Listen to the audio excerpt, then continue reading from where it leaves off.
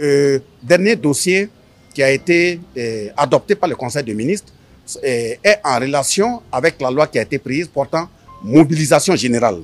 C'est la loi numéro 028 2022 du 17 décembre 2022, donc qui a été opérationnalisée à travers le décret numéro 0475 2023 du 19 avril 2023.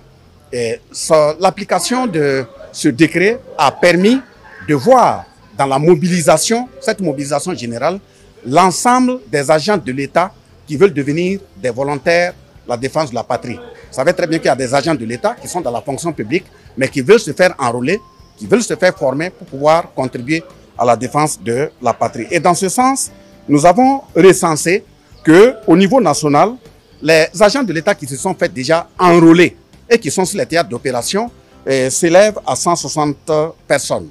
Et ceux qui se sont inscrits, qui ont été formés et qui attendent d'être appelés et affectés sur le terrain sont au nombre de 11. Et ceux qui se sont inscrits en attente de formation pour se faire déployer sont au nombre de 1485.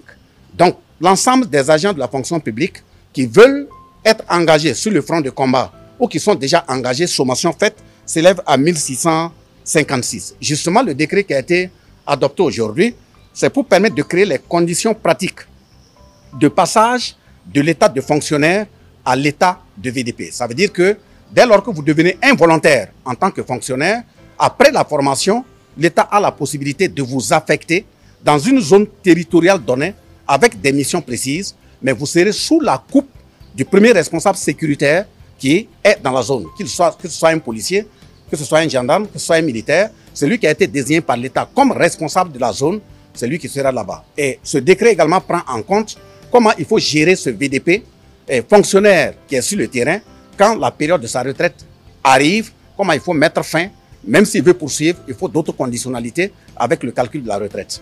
Il y a aussi les conditionnalités d'abandon. Si l'intéressé n'est plus sur le terrain, s'il a abandonné de lui-même, comment cette question doit être gérée. Mais il y a aussi les conditionnalités de radiation. S'il est sur le drapeau et qu'un comportement indécent était remarqué, quelles sont les conditions qu'il fallait réunir pour qu'il ne soit plus dans les rangs de VDP, mais sans pour autant perdre le fait qu'il ait déjà un statut de fonctionnaire. Et